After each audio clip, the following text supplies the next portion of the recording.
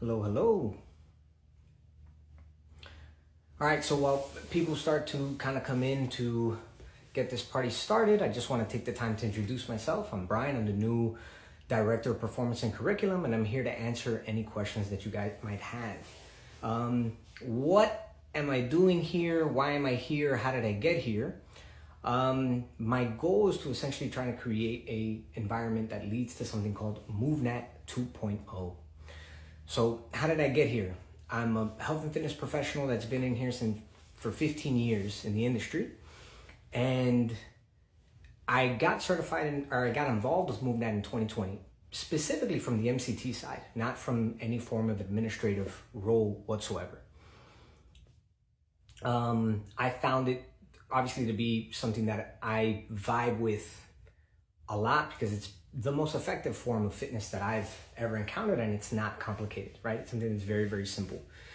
For whatever reason, humanity is the only biological creature that makes fitness complicated, right? We're focused on performance metrics and how to activate what muscle and how to do this, but there's no gorilla asking another gorilla how to brachiate better or, how do I lose weight? They just do what they do, and we just need to do what we do. I would say like 95% of what I do is MovNat, and then for my own fitness and with my own clients. And, I use kettlebells and maces and clubs, and, I just try and have fun and make movement kind of a part of the daily grind. So I think one thing would be important to do is just give you guys some updates and some potential news and some potential things that are going to be coming down the pipe. So this month we do have some big announcements coming up. It's July 4th is coming up. It's the 249th birthday of the United States. And we're going to have a pretty big sale that's driven by the TIs. I'll give you that. In terms of stuff that's coming down the pipe even more, I'm going to make an announcement next week, Tuesday, and another announcement next week, Thursday. I'll come back on live with a special guest on both of those days. So that's something to be excited about. We're going to be releasing new e-courses throughout the rest of the year. So Diana Matula will be releasing her first ever e-course with MovNat this month. It's a micro course on natural strength development. Erwan will be releasing 2 e-courses this year, Rise Up, and another one that has yet to be named, but there's going to be a lot of climbing involved. Marseille, one of our TIs, is going to be releasing a e-course on programming. Scott will be releasing an e-course on coaching and power development. And really, we're trying to just revamp everything coming down the line. And that's going to be one aspect of leading to MovNat 2.0. Are there any questions so far, or do I just keep monologuing?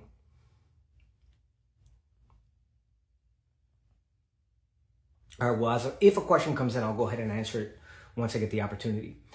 So one thing I want to definitely talk about is certification, right? Certification as a whole. This is not something that's unique to MovNat. It's just unique in the industry.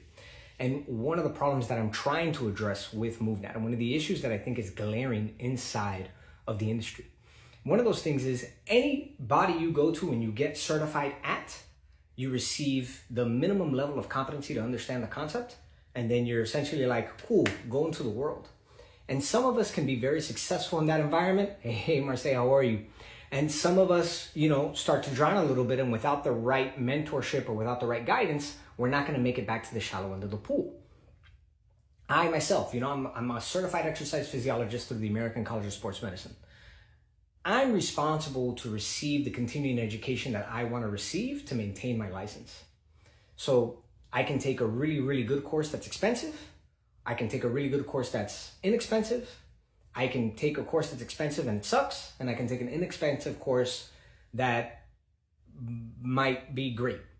And the problem is that, all of this stuff kind of adds up financially. And the biggest gap that any certified professional has moving in any direction is entrepreneurial skills, right? You're a personal trainer. If you're in the health and fitness industry, you're doing this to help others. And you most likely would do it for free, but you gotta eat. And then our second group of people are those who are kind of new to the field and don't necessarily have the full background. And they start to suffer from kind of like an imposter syndrome, right? Like, oh, I don't even know if I should be doing this. And it just becomes a question of knowledge. So what we're going to be releasing later on the tail end of this year, we're building the content library now, is a complete rechange of how we recertify at MovNat. So currently it's 3 years, and then there's a fee associated with it. And you have to submit your videos of you being able to still perform the task. But we're going to be shifting our focus more on making you better as a coach. I think it's important that you do have the ability to do anything. I mean, you should be able to demonstrate the appropriate technique. But where I feel like we can pick up the dial and where we can step up our game is on our ability of getting coaches better at coaching. MovNat certified trainers better at training and instruction and teaching. So that's going to be my big push for this year. So how do we do that? Well, one of the things is going to be the MovNat Pro Academy, where you're going to be learning directly from the TIs, myself, from Erwan. We're going to create essentially a subscription-based course content library that's going to give you access to everything MovNat, even the public-facing courses. And the course is going to cover everything from entrepreneurship, from coaching, from refining movement, from leadership in a group, leadership of oneself, how to build a community. We're also going to have community members come in that have more experience in some of those topics, than we do, and they're going to assist us with creating some of those courses as well.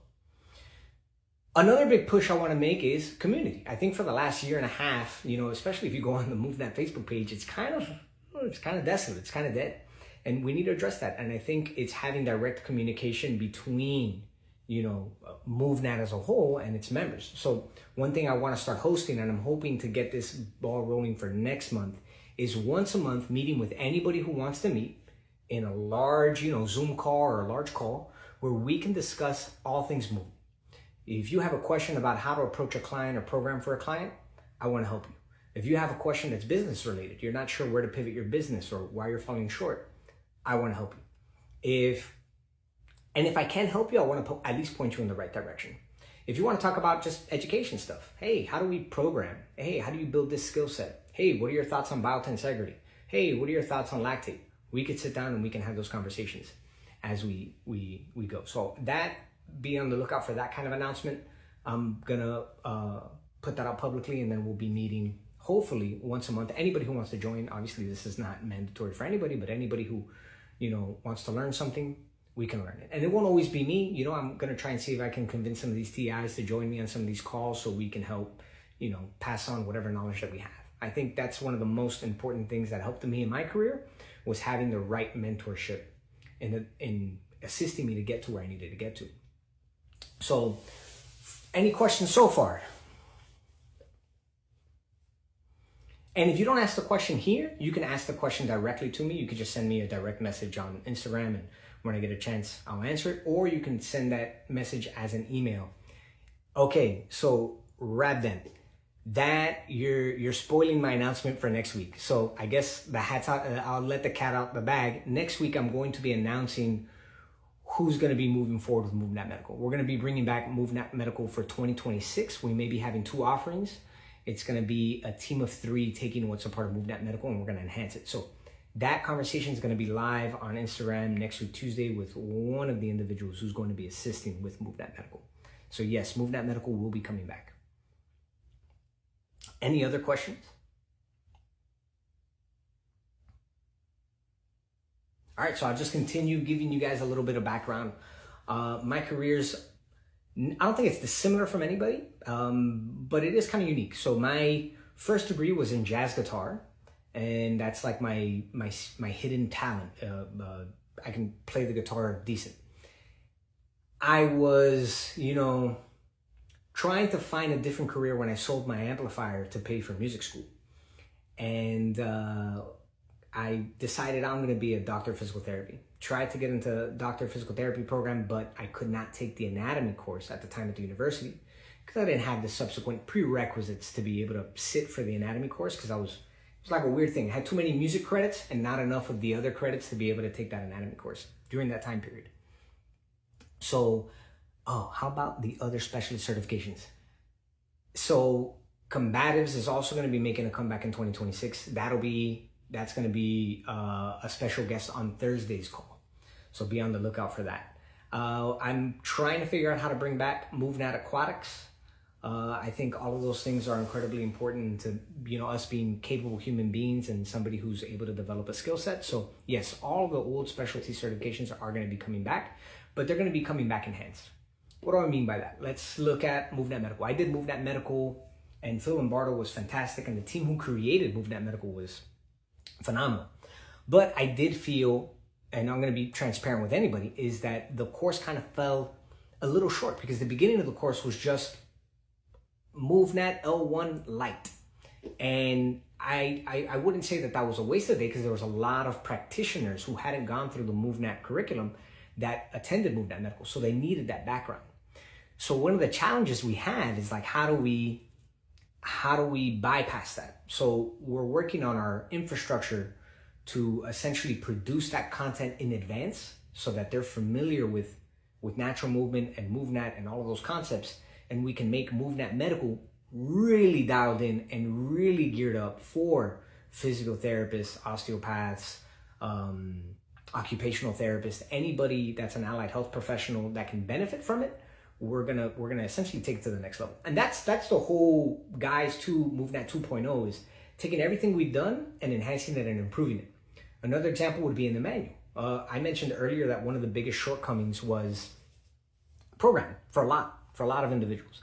And I saw that even when I was attending my MovNat certification, my L1 and L2. One of our tasks during that time period was, hey, coach somebody through a movement, and we kind of got a case study. And a lot of times the movement that was selected wasn't really appropriate for that populace. So it's really trying to teach people, well, what's the lowest level of movement competency that your participant, your student, your client has, and how can you build that skill set? We're also going to be creating a new kind of visual platform for people to further understand not just the MovNat tree, but even give it to you listed. Like, hey, if you have a client, maybe what would be prudent is, putting your client in a box, like L1 client, an L2 client, an L3 client. Not to say that they can't achieve any of those skills outside of that, but generally speaking, what's the lowest level of competency? What do I mean? If your client can get off the floor, why are we doing box jumps, right? So things like that need to be addressed. So the manual is going to be enhanced with a new programming section and a new entrepreneurial section to help you kind of get started on how to start a business if this is something new for you. I know we have kind of two buckets of participants who come to MovNat: people who have a big fitness background and have gone full circle in their life, right? They just realized that having movement involved in the majority and the aspect of their life helped them the most. And then others that have found this, it's helped them and they want to help others, but they started it pretty late in life. Perfect. I'm glad that we're going to be able to assist you in seeing everything. If I take one of the MovNat classes, is there CECs for my... Yes, there is actually. We just announced that. So NASM and AFAA, we're now CEU partners with them. You have the guidelines in your own recertification manual about how much continuing education units you can use based on the hours of contact that you have. So just doing the course without even having to pass the certification for NASM and AFAA will lead to continuing education units for you. I hope that answers your question. Fit Peru. So I got off on a tangent there. I'll finish a little bit of my background. I started studying exercise physiology. I said, this is what I want to do for the rest of my life. And getting to the point of what allowed my career to move in the direction it did, I was in the right place at the right time. You're very welcome. I managed to find a facility called South Miami Sports Performance here in Miami. The owner's name was Jesus Gallo. You might know him if you watch UFC. He was the strength conditioning coach. He is the strength conditioning coach for Ilia Topuria. So that was one of my mentors when I was coming up in this field. I also had a great professor by the name of Charmaine DiFrancesco, who was a phenomenal mentor to me. She was a sports psychologist and somebody who really understood motor learning and really helped me form the foundation of being able to put a lot of the concepts into perspective now. Then Ed Downs was another big mentor of mine. He's somebody who's a celebrity trainer and trains a lot of professional athletes. And then in my previous position as the director of performance for the Miami Perimeter, the owner there, Felix Flores, we went to graduate school together, but he graduated the class before me. But again, I went from music to fitness, knowing nothing about fitness back in 2000 and what year was that? Graduated 2010, 2009. And Felix was the first person to take me under his wing and just show me, hey, here's some stuff you can do. And then I have a naturally curious mind, so I just ran into it. My cert ran out. Can I still recertify at a discounted price? Message me directly, Jason, and we can kind of figure out what's going on, and we'll get you addressed and taken care of. So you can either direct message me, so we can contact you. You can even email me directly, brian@movnat.com, and I'll follow up with you, and we'll take care of that. What are some things that you all want to see from MovNat? I can only start moving in the direction of what I saw from me being a consumer of MovNat since 2020, and where I felt like there were some shortcomings. Some other things we're trying to do is get involved in education. So we're trying to get into colleges and universities. Not a problem, Jason. Trying to get into colleges and universities and make it a certification that students can get upon graduation. I think that's going to be important. We're also looking to get CEUs with ACSM, the American College of Sports Medicine, and ACE, the American Council on Exercise. And then I think after that, we'll probably look into how we can get involved with some of the other certifying bodies that may be in the other sides of the world, like Europe, South America, etc. But I'm really curious to see what you guys would like. What are you looking for from MovNat? How can we meet your expectations? How can we surpass your expectations? For me, I've kind of already monologued out where I felt like MovNat was falling short for me, and now that I'm in the role, I feel like I can address those things, and that's what I'm aiming to do. What do you guys got?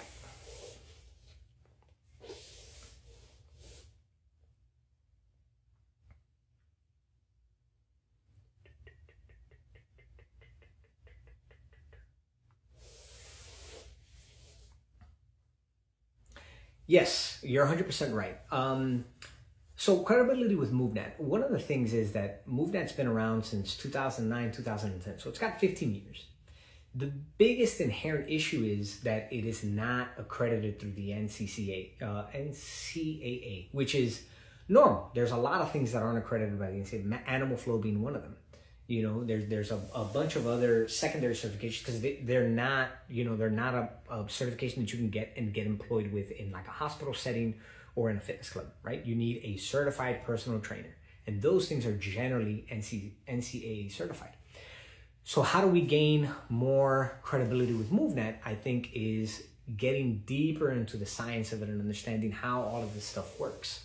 That's another project that I'm working on, is looking at current research and seeing how it can be integrated with MovNat. I mean, in terms of credibility, you have the book written by Erwan. There's definitely some research with natural movement. We just had a student audit one of our courses in London. She's doing her dissertation on biomedical anthropology, I think. And she just wanted to see how natural movement is influenced culturally. So when she completes her dissertation, we're going to interview her with MovNat from that lens, and we're going to lend her any support that we can. And I think as long as we continue to push the education, but we support it, not necessarily, yes, definitely through research, but we don't have to stick MovNat inside of university. We know it works because it's what you're designed to do, right? I think one of the big inherent issues is people like to look at movement through a lens that's this big and think that everything's related to like some kind of bio what's the word I'm trying to look for? Like strength, hypertrophy, power, like that kind of lens. But all those things are a result of movement. Movement is a behavior that's not designed to solve a problem. Strength is the byproduct. Power is the byproduct, right? But that's not what movement was designed to do. It wasn't designed to make you stronger. It was designed to say, I need to pick this object up from point A to point B, and by picking up the object from point A to point B, you get stronger.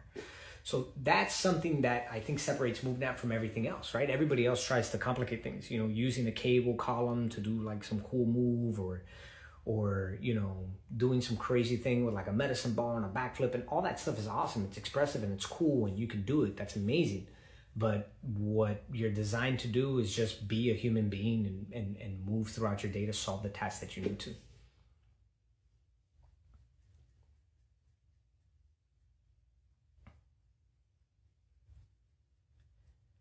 Yes, so Kamal, you are correct. So yes, we are getting accredited by the other organizations. We're already NASM, NCSF, AFAA, and then we're going to be getting accredited by, hopefully in the future, by ACSM and by ACE. And that covers all the major ones. I think ISAA might be another one to be accredited for in the United States, but that's kind of like where we're aiming to go to.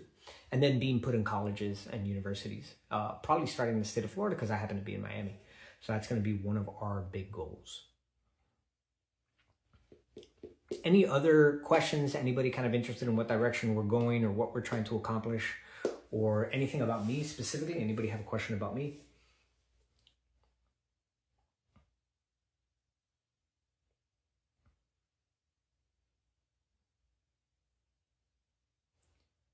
So any certification in the UK, we just did London. Our TI Munawar taught that course. There's going to be another one later on in the year for an L1 and an L2 combined. If you're talking about accreditation in the United Kingdom, I think that's definitely something we'll work on after we've kind of established getting put in with all these primary bodies here in the United States. So once I think we finish ACSM and we finish ACE, which would cover 5 of the larger organizations in the United States, then I think we'll start looking internationally, and we could definitely start somewhere like in London because we do have a decent amount there.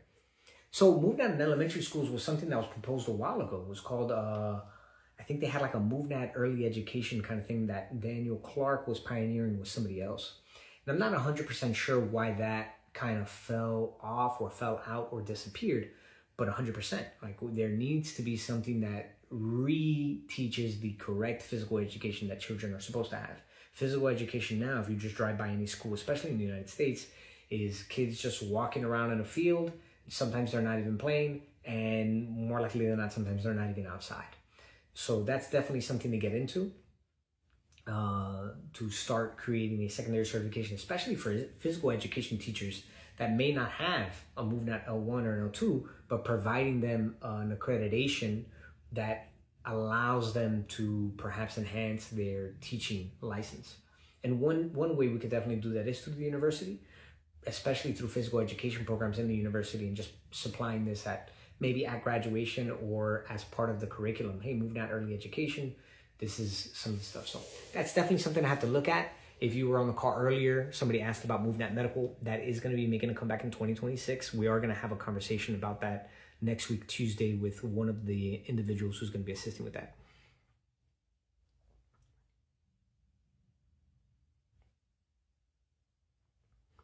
Jason, I hope you feel better. So will the certs be any different? The certs are probably going to change a little bit. So one of the biggest issues we encounter is 4.5 days is really 5 days. And that's a lot of commitment for anybody who decides to do the L1 and L2 combined. It's cost of, if you had to travel, right? Whether you're flying or driving, accommodation becomes a pain. So it's a big investment on your side, and we're inherently aware of that. So how do we provide you the same, if not better value for less time? And the way we're thinking about that, we're still discussing this internally, is reducing our L1 from 2.5 days to 2 days and providing the half day virtually. So you would get exactly what you would have gotten on the half day, but virtually. And I like that idea more. So from my own personal experience, I felt like the half day, I wouldn't say that it was inherently by any means a waste of a time, but it felt longer than it needed to be in my opinion. And I think that could have been delivered in advance before I even showed up, because the half day serves to kind of go over the ethos of MovNat, the concepts related to MovNat, and get you moving, right? Get you to understand the natural development sequence and what is going to be during the certification, right? It's giving you the agenda and getting to know you. And I think that can still happen on day one, but if you wanted like the philosophy, the ethos, the language, the vocabulary, the positions, we can give you all of that information prior to you even showing up, so you're more prepared for what's going to happen and you already know what's going to happen in a more detailed itinerary. So I think that's probably going to be the only change that we're confirming for 2026, is that we reduce potentially the level 1 from 2.5 days to 2 days. So if you decide to do an L1 and an L2 combined, instead of it being a 5-day commitment for you, it's a 4-day commitment. Especially now, nobody has time you barely have time for yourself. How are you going to have time to enhance your skill set or learn? So it's become an obstacle for a lot of people. Does anybody have any objections to that? I'd love to hear it. If somebody could type something in and say, yeah, actually I like the half day, and tell me why, because I feel like a lot of that can just be addressed virtually in advance, especially with what it's meant to do.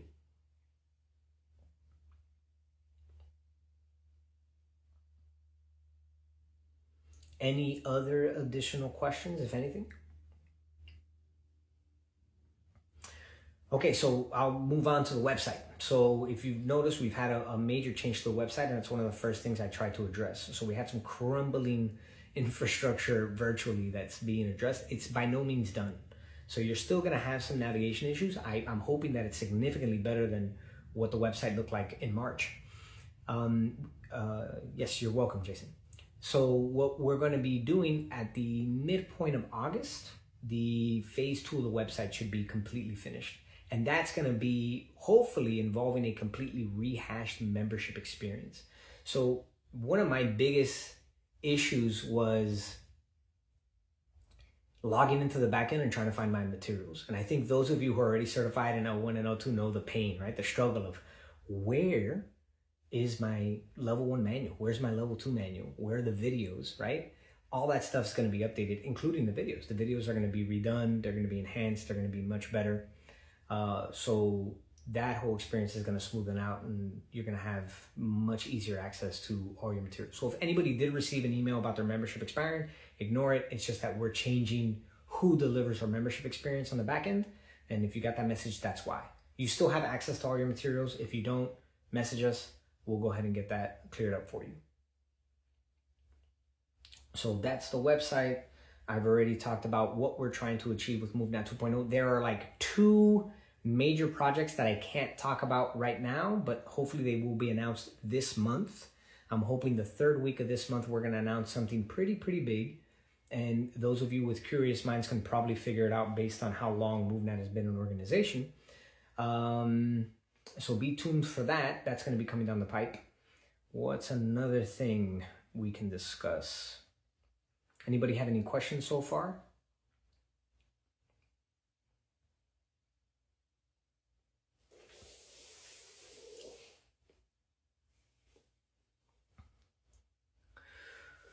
Okay, so let's get some other information kind of out of the way. How did I get into the role? Some of you might be curious how I ended up here, and I guess I'll tell you that story in the Cliff Notes. So we hosted a certification with Erwan in December, and Erwan came down, taught an L1 and an L2 down here in Miami. I went and had dinner with Erwan, and the conversation went into how I felt about MovNat from a consumer standpoint. And I gave him my unfiltered response of where I thought MovNat was performing well and where they were falling short.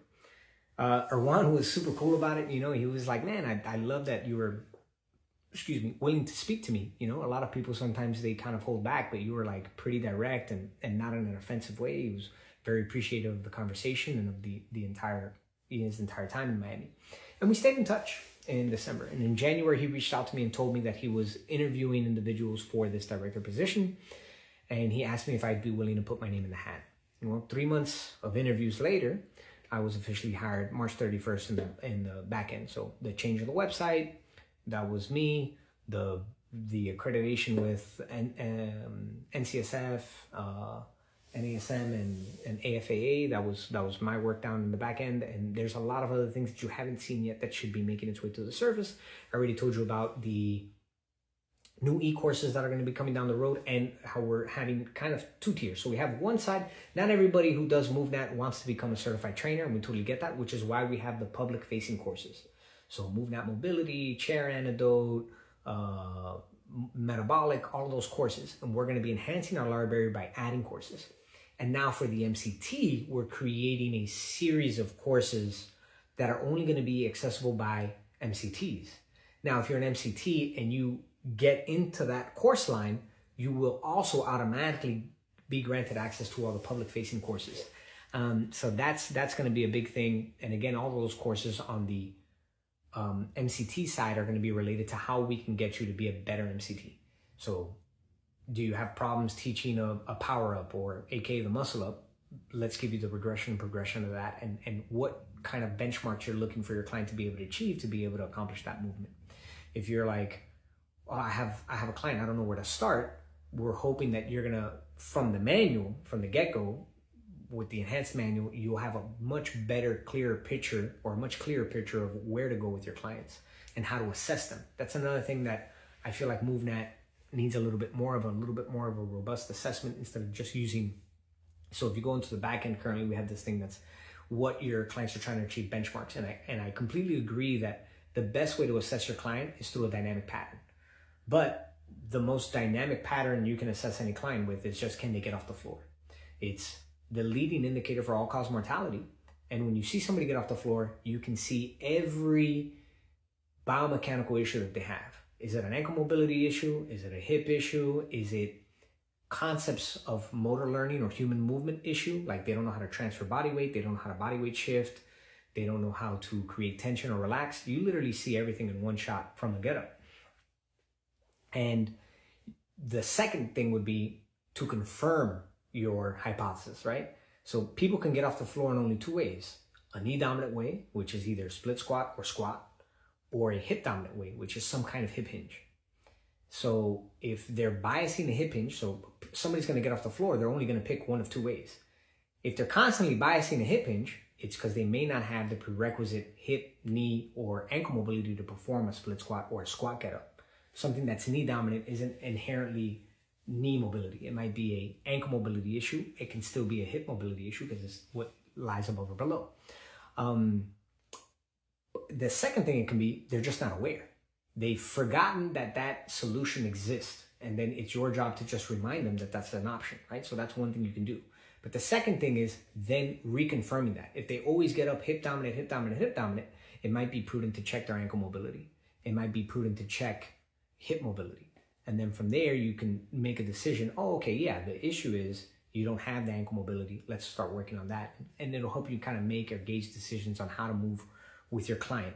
And again, you should be aiming to always improve the lowest level of competency and then improve skill to skill. So if your client can't get off the floor, again, they shouldn't be doing a box jump. Let's work on get-up patterns, right? If they can't effectively do a foot hand crawl because it looks bad, it causes them wrist pain, there's no point in beating the horse, right? You're not trying to force the position. You're trying to get them to understand it and learn it. And there's different ways of doing it. You can scaffold the technique, which we're going to be talking about. You can create a constraints-led approach to learning how to crawl, forcing them to crawl through something, right? So there's a bunch of different ways to get your client to get to where they need to get to. And I'm hoping that we can provide that additional knowledge to you moving forward so that it takes away a lot of the guesswork on your end. Even though I think guesswork is important because you learn best through failure, right? The moment you don't know something, you kind of learn from it, and I think that's important. Does anybody have any other questions?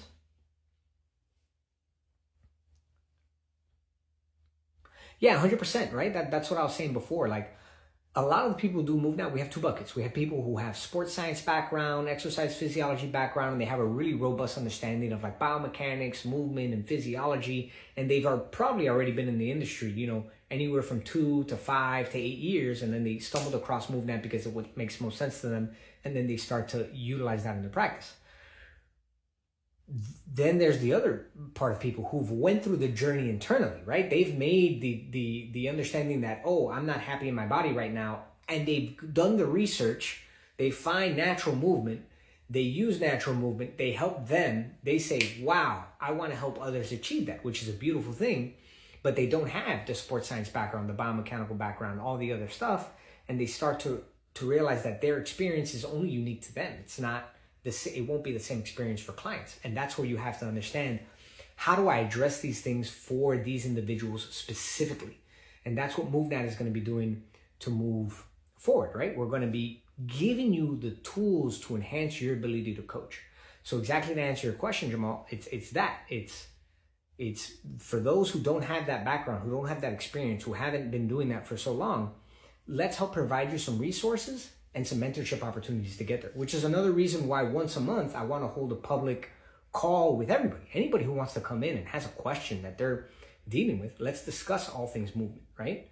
Like, let's just meet, let's just have a conversation, and how can I help you. How can MovNat help you be a better coach? Because that's what this is about. It's about collaboration, and it's about spreading natural movement. Because I think anybody who's done natural movement realize, A, this is really, really simple.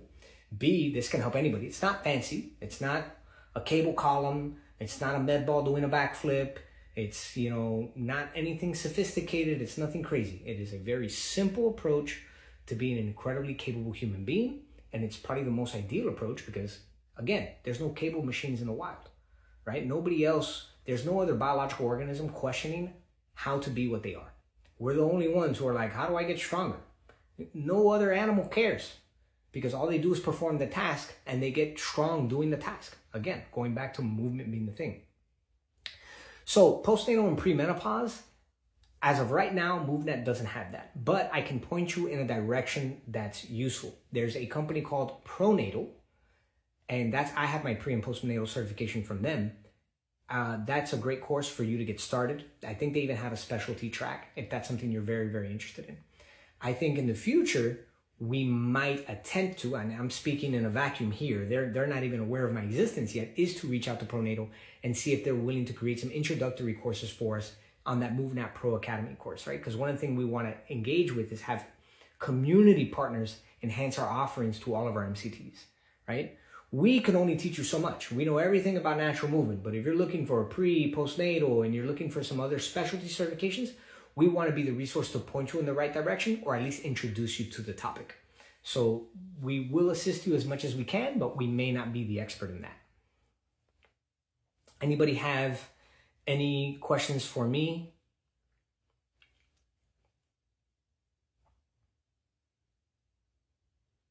I wanted to do this outside so you guys can see how beautiful Miami is. I know some of you might be from up north and stuff like that. It is kind of hot, but it's pouring rain right now. I mean, it's like dull and dark, and there's pretty bad storms running through Miami right now. So that's why this is an indoor conversation. That's excellent. I think you should connect with, let me see if I can find Lizzie. You guys might want to connect and see how you can provide her some insight with that,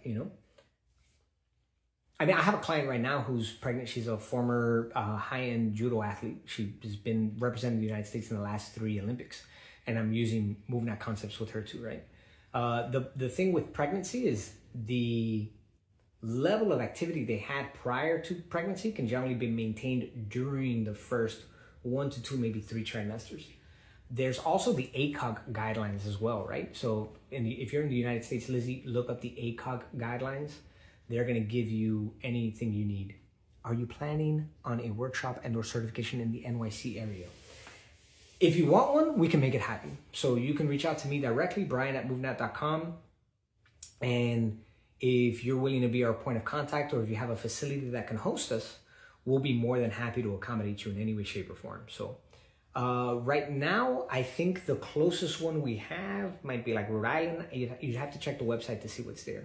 Curious about the hypermobile part of the question Lizzie had too. Okay, so you're talking about relaxin, right? The hormone that comes through, which starts to open up the pelvis and start kind of create some hypermobility. So that hormone, if I'm not mistaken, secretes, obviously throughout pregnancy, but the farther along pregnancy, the more mobile you become, right? Because you have to accommodate childbirth. And they even stay hypermobile after childbirth for a while. So if they were active prior to pregnancy and during pregnancy, and they had a specific level of strength, then it's almost, from what I was taught, it's almost negligible. Like, obviously, you're going to have to make changes, right? You're going to reduce impact. You might have to start monitoring heart rate dependent on the type of pregnancy they have. Are they a high-risk pregnancy? Is it normal? So there's definitely a lot of questions that are outside of the scope of this conversation, but in regards to the hypermobile aspect of it, really, the only thing you're super, super concerned about is an explosive and dynamic movement, where they have to land, where they may be incredibly unstable. That may lead to some kind of injury. But if you're being cautious and appropriate and creating the environment that's ideal for training, and you don't make it more complicated than it needs to be, the hypermobile thing is kind of addressed through the practice. I hope that answers your question. You're welcome, Stephanie. Do we have any other questions? It doesn't have to be about me. It could be about MovNat and the direction we're going. Again, we have a big announcement in maybe 2-3 weeks. Oh, how's it going? Look at this guy. So if anybody has any questions for me regarding, oh, here we go. Second thing with Brian just said, rehab mom, my widow wife. Yes, yeah. Again, not what MovNat's scope is, but we're hoping to have the resources to once we create our community partner program, we're going to have all the resources to point you in the right direction. And I think it'll be lovely that you have the ability. Let me turn on the light here because it's getting dark outside because of the storm. Ugh. I'm hoping, all right, cool, yeah, that looks a little bit better. It is so dark outside and it's like literally the middle of the day. Where was I going with this? Yeah, so it's going to be a lovely time in MovNat in a couple of months that you could just log into your member side. And when you get into the back end, Lizzie, you're like, oh, I want to know about pregnancy. And we have an introductory course to pre and postnatal, from one of the leading industry certifying bodies, providing you that initial instruction so you can know whether that's the direction that you want to go into. Let me see what you said here. Thanks, everyone. We have a lot of hypermobility in our family in general. Makes things interesting. Nice. Okay. Any other questions? All right. Don't let me distract. Oh. I really appreciate the kind words.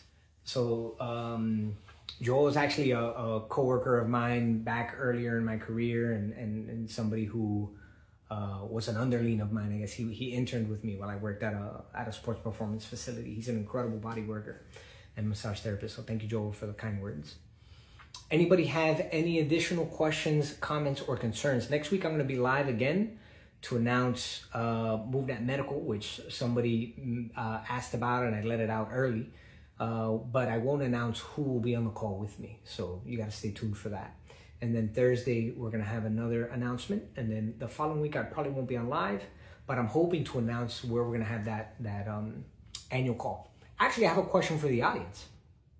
How would you like to interact with me? Because in here, you have to type in and write a comment. You can't just, raise your hand and I can, put a speaker out for you and then you can just ask your question. And we can have this dialogue and discussion more like a round table. One tool that I know works really, really well for that, obviously, is Skype. Another tool is a tool called Discord, which is like a community-based tool, but it leads to having to download another app. And I know not everybody in this community is app-centric, right? We're generally more wellness-focused and taking care of ourselves and trying to detach from the electronic side and the comforts of society. But, our Facebook community has kind of fallen to the wayside. It's rather neglected, and it doesn't seem to be really achieving the purpose of what it was for, which was to give the MCTs the ability to learn and communicate. And in a Discord community, we can cover everybody, right? Yeah, we use Slack internally. I'm not a huge fan of Slack's like UI, and the latency on my side of the town is terrible. WhatsApp is pretty good for communities in terms of being able to just communicate directly, but it doesn't give like specific channels for specific things, right? So like one thing about Discord, which is nice, is that you can just, like Slack, you can just divvy up. Like if you're, first, everybody will know who's L1, who's L2, who's L3, and then who's an administrator in MovNat, and who's a TI, and who's this. So you know exactly who to reach out to directly, and you can even reach out to people. Yeah, I agree. I think so. I'll probably send out a questionnaire just to reconfirm it, but I think we might be even opening up a Discord community to give us that.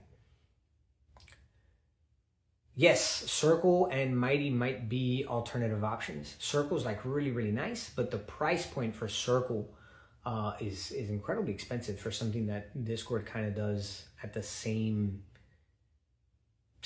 level, probably a little smoother, maybe not as nice in its ability to deliver course content though. So I will say that.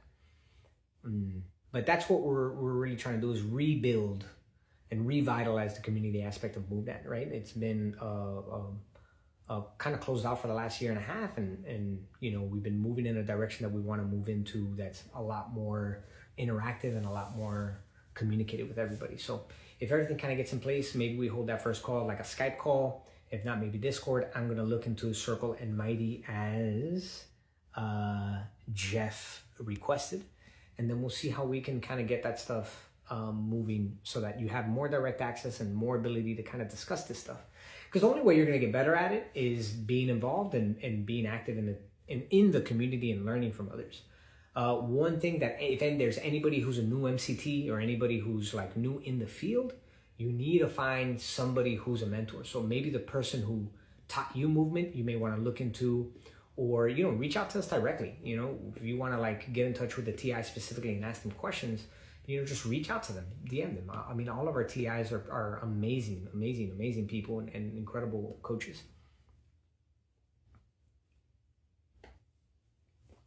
That would be really, really cool to do. Might have some crazy expenses in the beginning, which, you know, probably wouldn't be ideal. Another potential possibility is, and this is speaking way too soon about the fact, but one thing that people have a lot of issue is providing their programs to their clients. Usually it's like an Excel spreadsheet. And for movement training, Excel spreadsheets aren't the most ideal.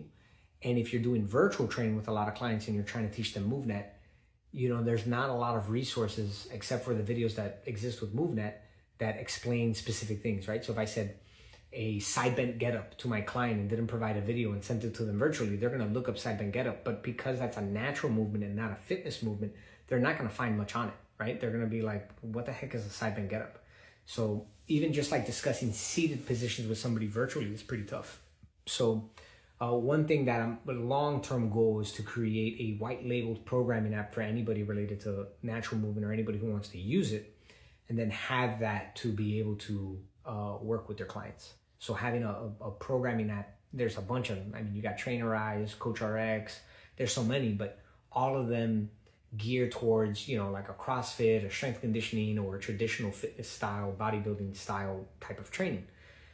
But imagine if you had a software at the palm of your hand that already had every single movement you can think of professionally filmed that's a natural movement, right? So ground movements included, everything that's on the MovNat tree, vaulting, climbing, all that stuff. So hoping to get that going for you guys too. But that'll be a very, very long-term goal, not a short-term goal. Does anybody have any additional questions, any other comments or concerns? If there's anything, you guys can just reach out to me directly. You can DM me through Instagram. You can email me directly at brian@movnat.com. I'm more than happy to schedule even a virtual one-on-one with anybody who wants to just have a conversation with me, bring something to my idea, or bring something to my attention, not my ideas. Bring something to my attention that you'd like addressed or that you'd like to explore. There was an individual who reached out to me last week about benchmarks. So I don't know if maybe you all saw, but we launched a challenge like 2 months ago, and the challenge, it's going to still be active, but the last month of the challenge is, if I'm not mistaken, it's this month. It's the end of the month, and it's a strength challenge. We want to know how much you can strength get up, how much you can front carry, how much you can shoulder carry. We're checking out Brian as you move. Catalyst. I will definitely take a look at it. Shoulder carry, waist carry, and what I want to do is create a more robust set of benchmarks based on real data. So we need to lean on the community to be able to collect that. So if you guys get a chance, enter into the strength challenge. I think you win a free certification. It's at random. Somebody's going to win a free certification. And then there's a free e-course. And I think the last one is maybe some free ebooks. So definitely check that out. How do you incorporate MovNat principles to athletes or sports performance training? Wow, that's a beautiful question. So I'll give you an example with combat athletes. So first, again, when you're defining performance, the first question I have to you, Goots, is this. If I improve a person's performance metrics, so if I make you jump higher, if I make you run faster, if I make you stronger, are you automatically better at your sport? And the answer I would give you is no, because if you can't catch the ball to begin with, if you can't shoot the three-pointer to begin with, it doesn't matter how strong, how fast, or how high I make you jump. Now, if you're a very, very good athlete and I make all of those performance variables better, then the idea is I can enhance your quote-unquote performance of the sport. But in reality, I can't make you a better fighter, a better basketball player, or inherently a better soccer player in terms of decision making. So the first thing that you have to understand when we're talking about sports performance training is the idea of variability. And here we'll get into a very big sports lens. And I don't want to bore everybody with this. Let's use a force plate as an example, Goots. You're jumping on a force plate. We got 3 athletes. There's 100 jumps. The first athlete has no discrepancy between left and right. This force plate is unilateral, so it can measure the difference between left and right leg. You do 100 jumps. There's no difference between the two legs. 100 jumps, 0 discrepancy. This guy jumps perfect. Athlete number 2, 70-30, left side, but all the variance is within 10% from left to right, from jumping and from landing metrics. And then you have a third athlete that is all over the board. 20% right, 15% left, 10% left, 3% right. So out of 100 jumps, you can't even really have a determination of what side is the asymmetry in, but they are pretty drastic, anywhere from 18% to 4%. Now, if you said option 1 is the least likely to get injured, you're wrong, because he's probably the most likely to get an overuse injury because he has one solution to jumping and one solution to landing. And it's bilaterally both sides. That's going to lead to an overuse injury somewhere. The ankle, the foot, the knee, the hip. Athlete number 2 has 70 solutions to the jump problem, but all of them are on the left side. That's just another overuse injury. Number 3 had the most amount of variability. Probably the least likely to get injured outside of a contact injury. Why is that important, Goots? If you're still there, the reason why it's important because the MovNat principle is variability, right? One of those things is your ability to meet contextualized and environmental demands. So when I'm thinking I'm working with an athlete and I'm using quote unquote natural movement or MovNat, what I'm trying to do is introduce as many movement possibilities to a problem as much as possible. So when you get to jumping, right? Jumping is a power-centric activity. I don't think of it as like, I'm working on this person's power. No. I'm just working on jumping. So I'll teach an athlete, a high-level athlete, who has the prerequisite level of competency, vaulting, forward jumping, jumping up, downward jumping, depth drops, depth jumps, split jumps. That's all power. Think about this. Who are some of the most powerful people you see publicly? Parkour athletes and gymnasts. And what do? They practice running and jumping and making decisions. I promise you that there's not when you look at a dedicated sport, something like soccer or basketball or football, they're very athletic in their own right, and they can run and they can cut and they can change ankles. But I don't know too many of them that can do what a parkour athlete can do.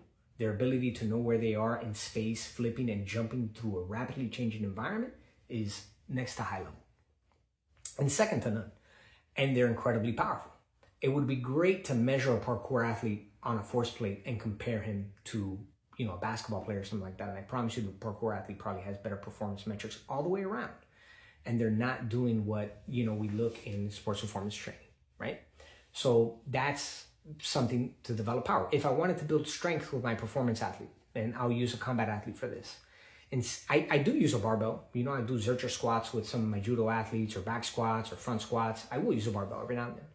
But I also like to use a sandbag, because in a combat sport, something like grappling, whether it's jiu-jitsu or judo, you are grabbing a person, not a barbell, and you're grabbing somebody who's distributing their weight in a way that's not balanced in any way, shape, or form. Now, I'm not going to make my athlete better at judo, but I can get them to increase their grip strength by, instead of using a barbell, using a sandbag, right?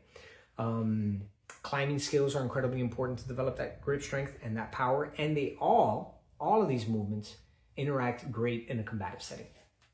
So I hope that kind of gives you a general idea, Goots, of how I use MovNat principles with athletes. And I hope that makes sense. Any other questions, comments, concerns?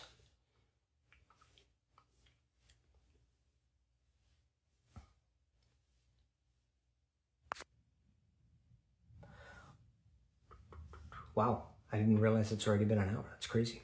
Okay, well, if nobody has, that was a great breakdown. All right, I'm glad that helped. And that's just a very general, like 50-foot view, right? You can definitely get into specifics, but then the question becomes, do you really need to get into specifics? It's like,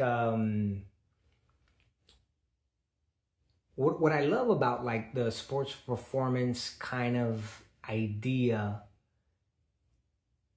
So I'll give you this example. So I've worked, I am an exercise physiologist. So I've always been in the sports science realm, and I see force plates and I see all of these things, and I've used them and I operated them and I tested athletes. And I haven't trained like a quote unquote athlete in 5 years, right? I've done, again, like 95% of what I do is natural movement. I have fun with implements. I think there's a lot of value to kettlebell juggling from a perception side, from a vestibular side, from your ability to just disconnect from reps and sets and time and just focus on a task. It gives you like this flow state. It has a completely different like cognitive benefit and a strength benefit. I mean, if you're throwing a 12-kilo kettlebell in the air and catching it and having to, funnel momentum, there's some really cool stuff there. Maces, clubs, all that stuff. But, we work with all these athletes, or athletes come in to get tested, and they do all these sophisticated protocols, like, cleaning and snatching and, getting into split squat and doing calf activation and isometrics and overcoming over-yielding isometrics and all these sports science terms and depth drops and jumps. And they jump higher than 85% of them without training as hard or as specifically as they are. And these are professional athletes. And it's like, it always puts things into perspective for you where you're like, it's really not that complicated, right? You can be really, really good at sport if you're just a really, really good mover, right? So it's not the idea of taking a basketball player and making him necessarily jump higher or run faster. It's just taking the basketball player and making them an overall better athlete, or the football player overall a better athlete. And that's sometimes exposing them to movements that they're not familiar with, right? There's this interesting concept that hasn't necessarily been proven, but it's something that's discussed. And it's called the paradox of sports performance training, right? It's the conundrum that the idea is a soccer player can run on average 11 miles in a game. That has a lot of stopping, starting, knee flexion, knee extension, ankle dorsiflexion, ankle extension, lateral movement. There's a lot of things that the skeleton's doing. And then strength conditioning coaches take those same exact athletes and then they do lunges and they do squats and they do everything in the sagittal plane. And it's like stress plus stress equals more stress. And if, obviously if you don't take into account their sleep and all those other things, it can lead to these overuse injuries. And the argument is like, why are we doing the same thing they're doing in their sport with load and making it even more intense? And we assume that that's going to improve performance. And you can check research. During a season, as they do strength conditioning, their performance variables actually decrease. They generally jump less, they're generally weaker, and they're not as strong. But they're still working out. So why is that happening? The theory would be stress plus stress equals more stress. And when you get to natural movement, or just any strength conditioning coach who looks at it from a different lens, they generally think it's prudent, and I believe it is prudent, to provide them activities and tasks that are unrelated to their sport. So, giving them a step to recover, exposing them to something new, because behaviors are movements that are designed to solve task-oriented problems. So it always goes back to the more solutions I have to the problem, the more likely I'm going to be able to solve it successfully.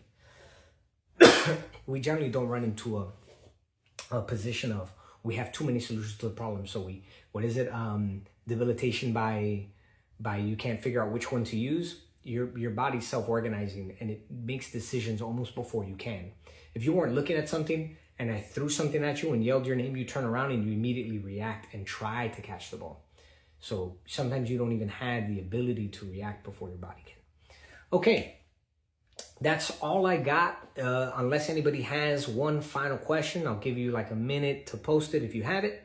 And I thought it was a pleasure meeting everybody. I hope you all are excited about this as much as I am. I'm definitely looking forward to interacting and working with you all. And I'm very thrilled at this potential. I think it's going to be great. I truly, truly appreciate that. And I hope we can definitely stay in touch throughout this whole thing. Stephanie, it was a pleasure. Chris, it was a pleasure. Thank you so much. All right. I hope everyone has a wonderful rest of their day and have a good one. Take care.